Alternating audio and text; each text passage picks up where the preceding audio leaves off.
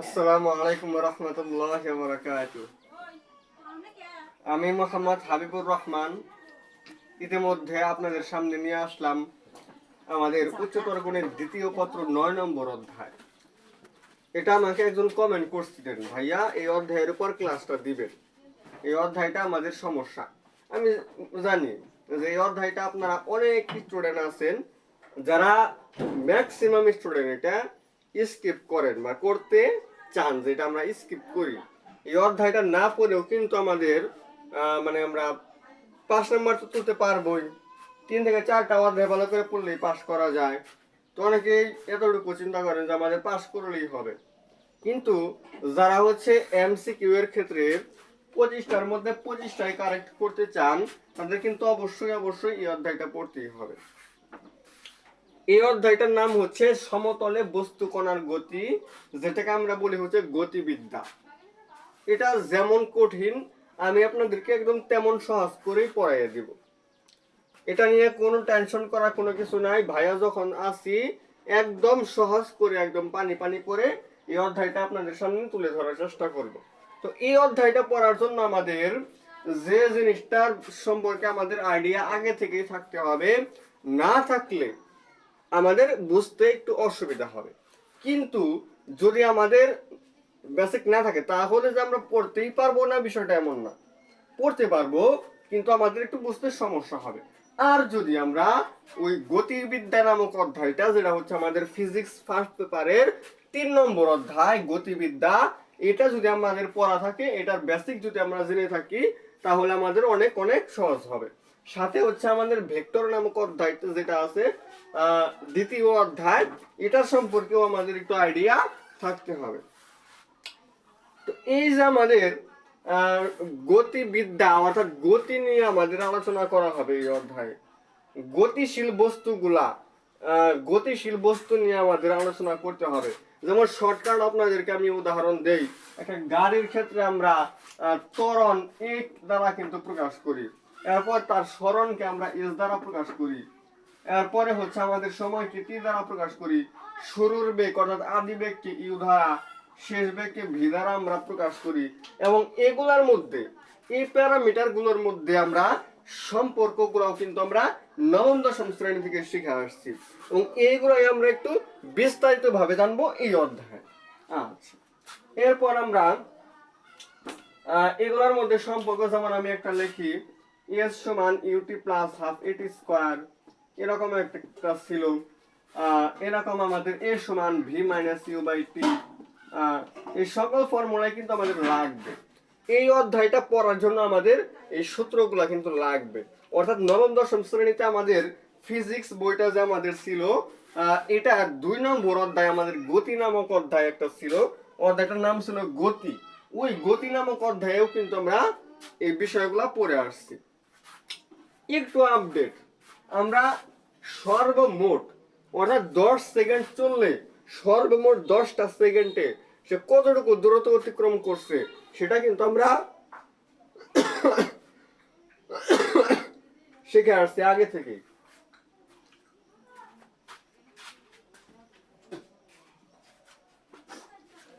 তাহলে এখন ভাইয়া কথা হচ্ছে এখানে আপডেটটা কি হইলো।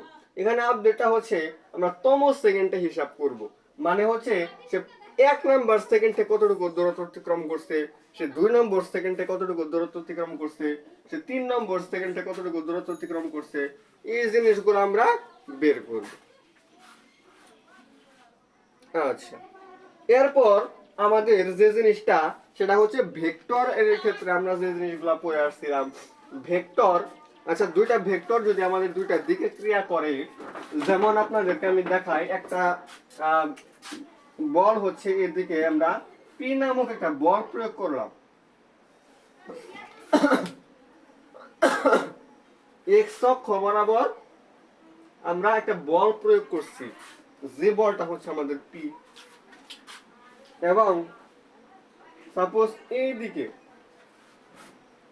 হেলানো তল বরাবর আমরা কিউ নামক একটা বল প্রয়োগ করছি, এবং এই যে দুইটা বল আমরা প্রয়োগ করলাম, এই দুইটা বলের কিন্তু মধ্যবর্তী কোণ আমাদের অবশ্যই আছে, এটা হচ্ছে আমাদের আলফা। এই আলফা থেকে আমরা অনেক কিছুই কিন্তু জানতে পারি। যেমন আলফার মান আমাদের মধ্যবর্তী কোণ যদি আলফা হয় এবং এদের লোভ দিয়ে সাপোজ আমাদের এই দিকে ক্রিয়া করলো, এই লোভ দিকে আমরা আর দ্বারা প্রকাশ করলাম। লোভ দিকে আমরা কি দ্বারা প্রকাশ করলাম? আর এর মাধ্যমে প্রকাশ করলাম। তাহলে কিন্তু আমাদের আর এর একটা ফর্মুলা ছিল, আর সমান হচ্ছে root over of P square plus Q square plus 2pq cos alpha. আচ্ছা, তো এটা ছিল আমাদের মূল ফর্মুলা। এই ফর্মুলা থেকে আমরা আরো বেশ কিছু ফর্মুলা নিয়ে আসতে পারি। কিভাবে সেটা দেখাই। আমাদের কিন্তু এই জিনিসটা আমরা স্পষ্ট করে বলি নাই যে পি এবং কিউ এর মধ্যে কোনটা বড়, পি বড় হবে না কিউ বড় হবে সেটা কিন্তু আমরা জানি না। আর পার্থক্য জিনিসটা হচ্ছে সবসময় বড়টা থেকে ছোটটা বিয়োগ করতে হয়। আচ্ছা, এটা আপনাদেরকে আমি বুঝাইলাম যে পার্থক্য মানে বড়টা থেকে সবসময় ছোটটা বিয়োগ করতে হবে। কেন এটা বললাম দেখেন, আমরা যদি আলফার মান যদি 0 ডিগ্রি বসাই, এই যে এখানে এটার মধ্যে আমরা আলফার মান 0 ডিগ্রি বসাইলাম, তাহলে cos 0 যার মান 1 দিয়ে এটাকে গুণ করলে এটা হবে না P square plus 2pq plus Q square, মানে p plus Q whole square, root স্কয়ারে কাটা, মানে আলফা সমান যদি 0 ডিগ্রি হলে আর সমান p প্লাস কিউ হয়। এটা আপনারা এখানে আলফার মানটা বসায় দিলে কিন্তু দেখবেন যে লাস্ট আমাদের এই রুট স্কয়ার কাটা যাবে, মানে a square plus 2ab plus b স্কয়ারের যে ফর্মুলাটা সেটা অ্যাপ্লাই হবে। আর cos 0 ডিগ্রির মানটা যদি আমরা জানি তাহলে কিন্তু আমরা অতি সহজেই p প্লাস কিউ নিয়ে আসতে পারবো। আর যদি আমাদের আলফার মান 180 ডিগ্রি হয় তাহলে আমরা cos 180 ডিগ্রির মান কত জানি? -1, তাহলে p square minus 2pq plus q square হবে। তার মানে হলে আমরা কিন্তু দেখতে পাচ্ছি এখানে আর এর মান কিন্তু পি কিউ হবে, কিন্তু মাঝখানে আমাদের মাইনাস হবে। যদি মাইনাস দেই তাহলে আমাকে একদম স্পষ্টভাবে বুঝাইলাম যে হচ্ছে এখানে পি হচ্ছে বড়। যদি এখানে মাইনাস দেই তাহলে স্পষ্ট বোঝাবে যেখানে পি বড়, কিন্তু আসলে এখানে কি একদম স্পষ্ট করে বলে দেওয়া আছে যেখানে পি বড় অথবা কিউ বড় এরকম বলে দেওয়া আছে? যেহেতু বলা নাই,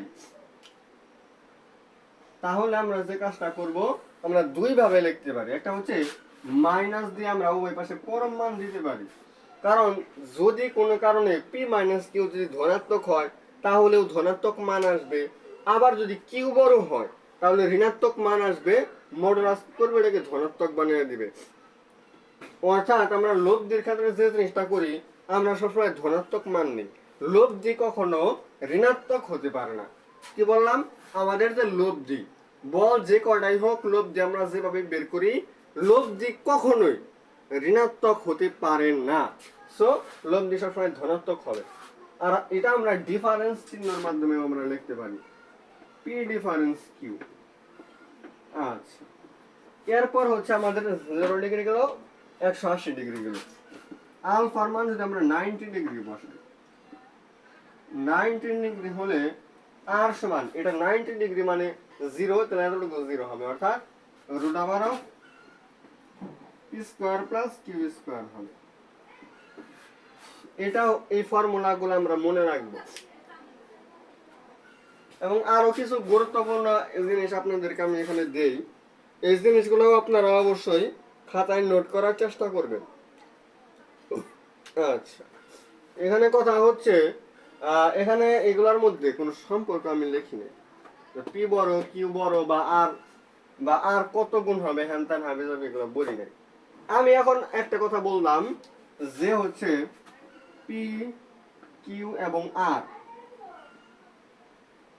তিনটাই সমান হলে, এই তিনটাই যদি সমান হয়, পি কিউ এবং আর তিনটাই যদি সমান হয় তাহলে যে কাজটা ঘটবে সেটা হচ্ছে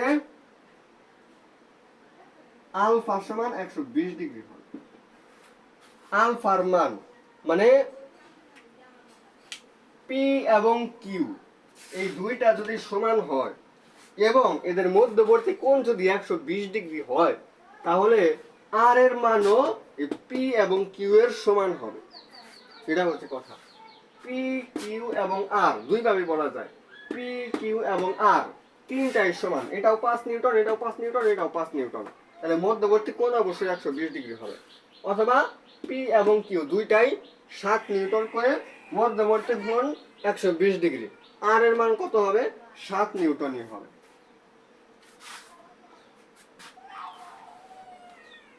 আচ্ছা, তাহলে এটা এই জিনিসটা আমরা, এই টেন্সটা আমরা মনে রাখবো। এরপরে লব্ধি থেকে আমরা আরো যে গুরুত্বপূর্ণ জিনিসটা পাই সেটা হচ্ছে, যদি শুধুমাত্র পি এবং কিউ সমান হয়, আর নিয়ে কোনো কথা নাই এখানে, পি এবং কিউ যদি সমান হয় তাহলে আমাদের আর সমান হবে 2p cos আলফা বাই 2, আর এই যে আমাদের এই লব্ধি, এই লব্ধি পি বলের সাথে একটা কোণ উৎপন্ন করবে,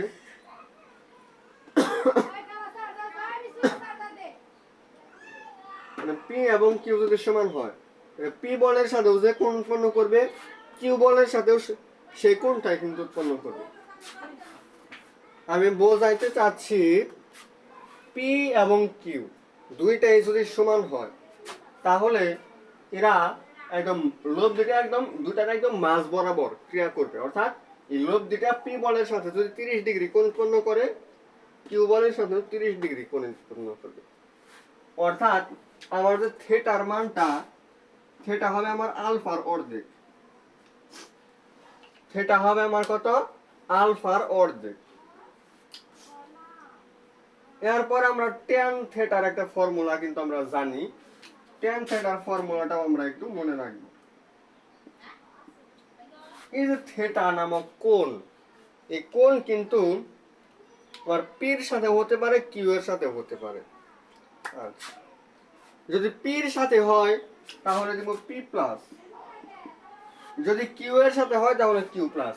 আর এখানে যেটা অ্যাপ্লাই করব ওটা ব্যতীত যেটা আছে, পি অ্যাপ্লাই করছি, ব্যতীত আছে কিউ, তাহলে নিচে হবে কিউ কজ আলফা, উপরে হবে কিউ সাইন আলফা। উপরে সাইন নাকি নিচে সাইন, এই জিনিসটা আপনাদের ভুল হবে না, আমি একটা কথা আপনাদেরকে বলে দিব। সেটা হচ্ছে আমরা tan কে লিখতে পারি sin by cos, tan theta সমান sin বাই cos, sin কিন্তু উপরে, তো sin আলফা হবে উপরে, নিচে হবে cos আলফা। এই ফর্মুলাগুলো আমরা মনে রাখবো, এতে আমাদের খুবই খুবই আইডিয়া হবে, সুন্দর একটা আইডিয়া হবে। বেগের সামান্তরিক সূত্র, তো আপনাদেরকে আমি বলি, আমাদের অষ্টম অধ্যায় ছিল স্থিতিবিদ্যা, মানে স্থির অবস্থায় থাকা সকল বস্তু নিয়ে আমরা গবেষণা করছি। গতিবিদ্যা হচ্ছে আমাদের গতিশীল বস্তু নিয়ে গবেষণা। তাহলে গতিশীল বস্তু যেহেতু, ওইটার মধ্যে অবশ্যই বেগ থাকবে, কিন্তু স্থির বস্তুর মধ্যে কি কোনো প্রকার বেগ ছিল? বেগ ছিল না, ওখানে আমরা বিভিন্ন প্রকার বল প্রয়োগ করছি, এই কারণে ওইখানে আমাদের মূলত সবকিছু বেগ নিয়ে, বল নিয়ে ছিল, যে এতটুকু বল প্রয়োগ করা হয়েছে হ্যান ত্যান হাবি যাবে। কিন্তু এই অধ্যায়ে আমাদের সকল কিছু বেগের মাধ্যমে দেওয়া থাকবে, সকল কিছু কিসের মাধ্যমে দেওয়া থাকবে? বেগের মাধ্যমে দেওয়া থাকবে। আমরা আজকে আসলে ম্যাথ করতে চাইতেছি না, চাইতেছি যে আজকে হচ্ছে বিভিন্ন প্রকার এই বেসিক জিনিসগুলাই আমরা একটু রিভাইজ করব। আমরা আগামী ক্লাস থেকে হচ্ছে ম্যাথ করার চেষ্টা করব। তো দেখি আর কি বেসিক আলোচনা করা যায়।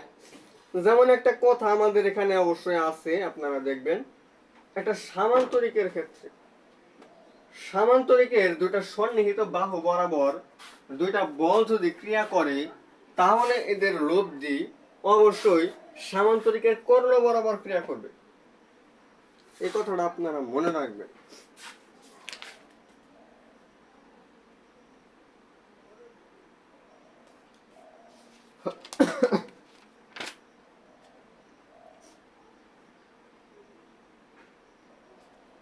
এখন আপনাদের আমি আরো একটা জিনিস এখানে আইডিয়া দিব, সেটা হচ্ছে তিনটা বেগে, মানে একটা নির্দিষ্ট বিন্দু, এই বিন্দুটা থেকে এই দিকে একটা বল ক্রিয়াশীল, এইদিকে একটা ক্রিয়াশীল, এইদিকে একটা ক্রিয়াশীল। এই তিন দিকে যদি আমি ও বিন্দু থেকে পি, কিউ এবং আর এই তিনটা বল যদি ক্রিয়া করি, এরা কিন্তু চাইলে সাম্যাবস্থায় অর্থাৎ স্থির অবস্থায় থাকতে পারে।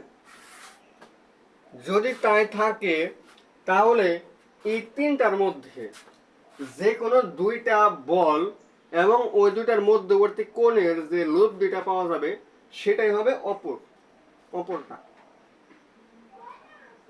যেমন পি কিউ, এটার যে লোভ দুইটা এটা কিন্তু এই দিকে ক্রিয়াশীল, কিন্তু দিকটা হওয়ার কথা ছিল এই দিকে, এটাই আমরা কি করছি উল্টাইয়া দিচ্ছি।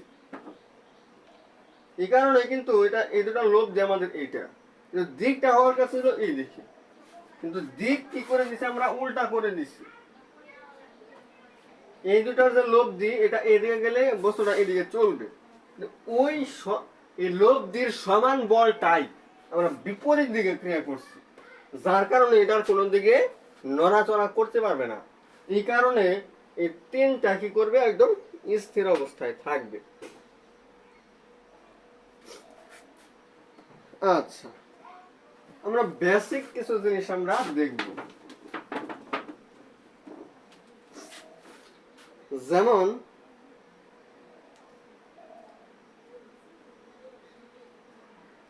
বিশ মিটার পার সেকেন্ড বেগে আনুভূমিকে চলন্ত একটি ক্রিকেট বলকে তার বেগের সাথে সমকোণে ব্যাট দ্বারা আঘাত করলে তা এত বেগ প্রাপ্ত হয়। ব্যাটের আঘাতের বেগ কত?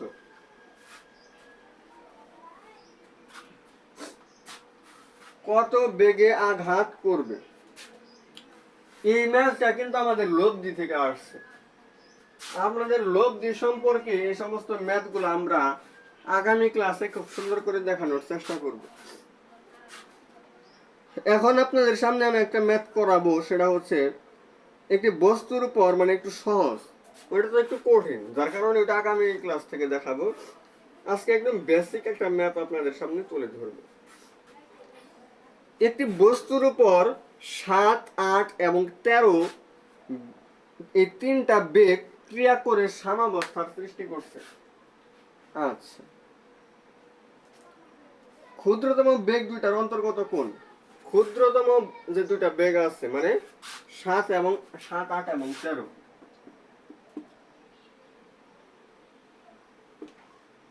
7, 8 এবং 13 এই তিনটা বল তিন দিকে ক্রিয়া করে একটা বস্তুর উপর একটা নির্দিষ্ট বিন্দু থেকে তিন দিকে ক্রিয়া করছে, যার কারণে এটা স্থির অবস্থায় আছে। আপনারা সবাই পারেন এটা। ক্ষুদ্রতম বল দুইটার লব্ধি তৃতীয়টার সমান হবে, কারণ এখানে তারা বলছে যে ক্ষুদ্রতম বল যে দুইটা 7 এবং 8 এই দুটার মধ্যবর্তী কোণ বের করতে হবে। সো এই দুটার লব্ধি এবং এই দুটার মধ্যবর্তী কোণ আমরা আলফা ধরে নিব, এবং এদের লব্ধি হবে 13 সমান। 7 স্কয়ার যোগ 8 স্কয়ার যোগ 2 × 7 × 8 × cos আলফা, এটা হচ্ছে 13 স্কয়ারের সমান। এখন এটার সমাধান করলে আমাদের আলফার মানটা হিসাব করবে। এখানে যদি আমি হিসাব করি 7 8 56, 112, 112 cos আলফা, 169 বিয়োগ 64 বিয়োগ 49, 112 cos আলফা হইতাছে 169 থেকে 3 হাতে 1, 11, 113, 113 যদি বিয়োগ করি তাহলে হবে 6, 5, 56। তাহলে এটা দিয়ে এটা কাটলে এখানে হবে 2, ওই পাশে দিয়ে ভাগ হবে। cos আলফার মান হবে হাফ, যেটা হচ্ছে আমাদের cos 60 ডিগ্রি। আলফা সমান আসছে 60 ডিগ্রি। যাই হোক, আজকে হচ্ছে আমাদের এই অধ্যায়টার একদম প্রথম ক্লাস। তো আমরা এর আগে আরেকটা কথা বলছিলাম যে এই অধ্যায়টা আমরা একটু একটু করে পড়বো এবং বুঝে বুঝে পড়ার চেষ্টা করব। একটু কঠিন, এই অধ্যায়টা একটু কঠিন, একটু জটিল। এখন এটা যদি আমরা খুব বেশি করে পড়াইতে যাই তাহলে আপনারা কিছুই বুঝবেন না, কিছুই বুঝাইতে পারবো না। সো এটা আমরা আস্তে আস্তে একটু কম কম করে আমরা ধাপে ধাপে আগানোর চেষ্টা করব। এখানে আমাদের 9.1 থেকে 9.5 পর্যন্ত আছে। প্রত্যেকটা পয়েন্ট আমরা 2টা করে ক্লাস নেই। 2টা করে ক্লাস যদি আমরা নিই তাহলেও কিন্তু আমাদের 10টা ক্লাসের মাধ্যমে শেষ হয়ে যাবে। তো 10টা ক্লাস যদি 10টা টাকায় যদি 12টা নেওয়া লাগে তাও নেব, কোনো অসুবিধা নেই। তো আমি এটা চাই যাতে আমার এই ক্লাসটা নেওয়ার পর মিনিমাম কিছু সংখ্যক স্টুডেন্ট হইলেও ওদের যেন উপকার হয়, ওরা যেন এই অধ্যায়টা এখন সাহস পায় আনসার করা। তো ক্লাসটা খুব বেশি দীর্ঘ করতে চাই না। আমরা আগামী ক্লাসে এই অধ্যায়টা থেকে আরো কিছু বেসিক জানবো এবং আমরা 9.1 থেকে কিছু গুরুত্বপূর্ণ ম্যাথ, যেটা হচ্ছে আমাদের বারবার আমাদের এইচএসসি এন্ড আলিম পরীক্ষায় বারবার আসে, ওই প্রশ্নগুলাই আমরা বারবার সমাধান করার চেষ্টা করব। তো আজকের ক্লাসটা আমি এই পর্যন্তই রাখবো। সবাই ভালো থাকবেন, সুস্থ থাকবেন। আসসালামু আলাইকুম ওয়া রাহমাতুল্লাহি ওয়া বারাকাতুহু।